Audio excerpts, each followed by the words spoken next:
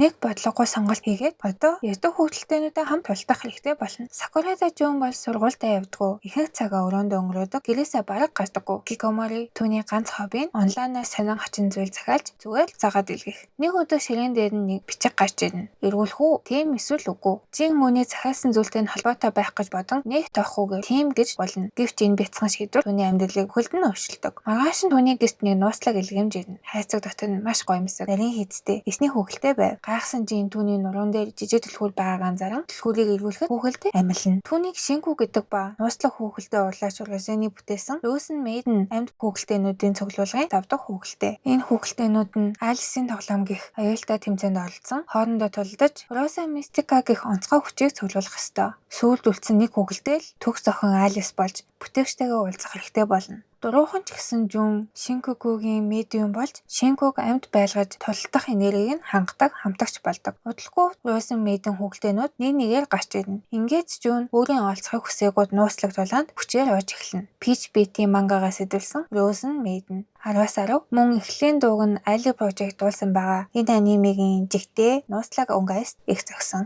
Өдөр бүр нэг аним.